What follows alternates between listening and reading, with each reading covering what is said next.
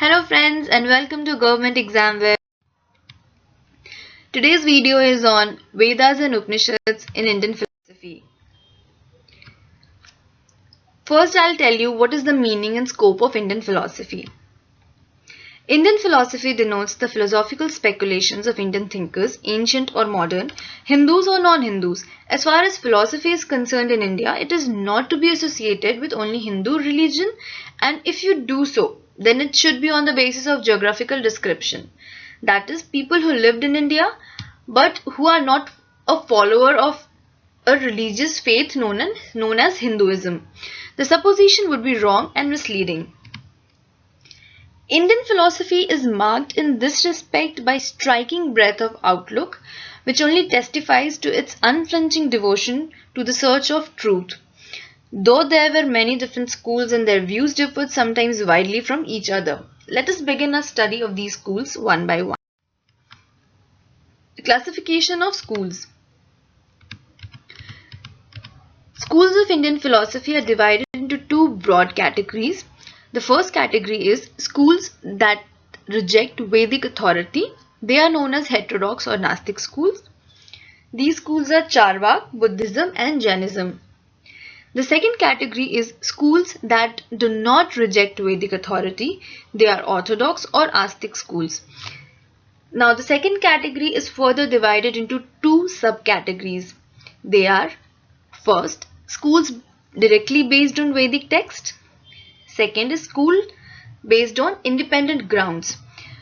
So Mimamsa and Vedanta are the schools that are based directly on Vedic texts. Sankhya, Yoga, Nyaya and Vaisheshik are the schools that are based on independent grounds. The Vedas.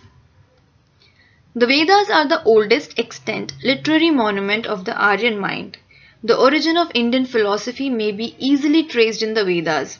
Ved means knowledge. Indian philosophy as an autonomous system has developed practically unaffected by external influences. The meaning of philosophy in etymological sense is love of wisdom or love of learning. However, the keynote of all schools of Indian philosophy is see the self, Atmavar Dishtravya.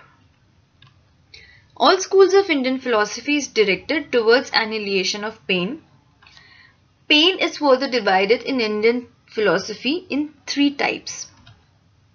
These are Adhyatmik, Adhibhautik and Adhidevik.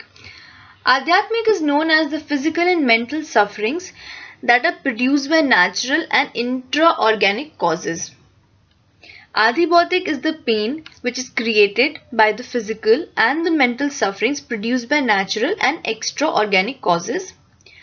Adhidevik is the pain that is created by physical and mental sufferings which is produced by any supernatural and extraordinary causes. This is the realization of supreme happiness is the end.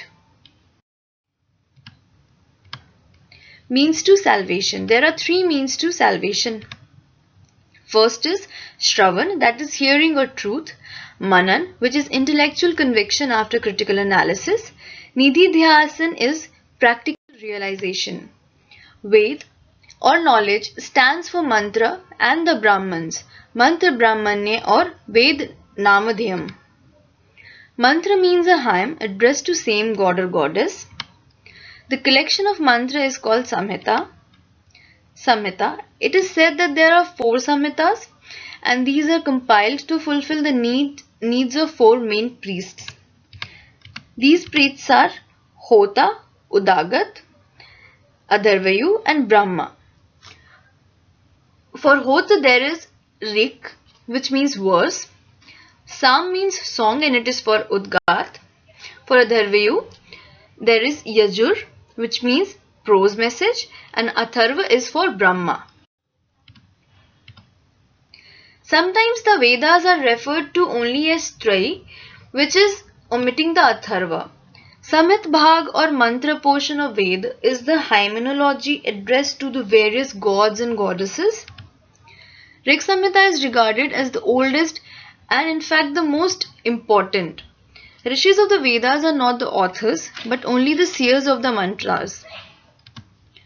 The concluding portions of the Aryankas are called the Upanishads.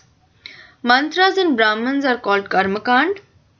Karmakand is known as the portion that deals with the sacrificial action. Aryankas and the Upanishads are called the Gyan Kand. It deals with the knowledge. Aryankas represents a transition from Karmakand to Gyan Kand. Upanishads are also known as Vedant or the end of Vedas. See, the word Ved and Ant is a combination of two words, and that's why it's called the end of Vedas, because they are the concluding portions of the Vedas and they are the essence, the cream, the height of the Vedic philosophy. We can notice a transition from the naturalistic and anthropomorphic polytheism through transcendent monotheism to immanent monism in the pre-Upanishadic philosophy. The real essence of God is one. The same real is worshipped at Ukt in Rik, Agni in Yaju, Mahavrat in Sam. The Upanishads. The name Upanishads is derived from the root sad, which means to sit down, to destroy, and to loosen.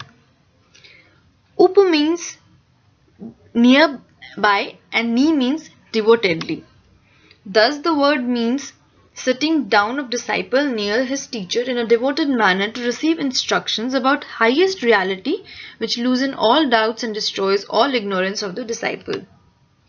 There are all in total 108 Upanishads, but 10 or 11 Upanishads are regarded as important on which Shankaracharya has commented. These are Ish, Ken, Katha, Prashna, Mundakya, Mandukya, Taittiriya, Atriya, Chandogya and Brihadaranyaka. The fundamental doctrine in Upanishad is monistic idealism or idealistic monism. The Upanishads developed the monistic ideas scattered in the Samhitas.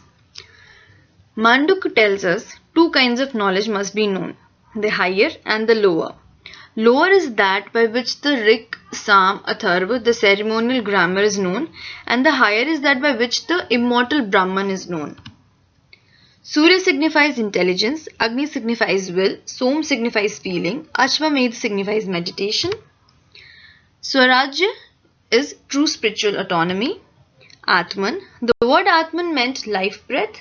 Shankaracharya says, which pervades all, which is the subject and which knows, experiences and illuminates the objects and which remains immortal. So friends, our next video will be on materialism and Charvak. Apart from these, the concepts that I have explained today, you can at any point of time comment in our comment sections if you want any elaboration on the topics that I have explained today. In the next video, once again, we'll explain materialism and Charvak. Thanks for watching. Please subscribe to our channel Government Exam Web for more videos on Indian philosophy.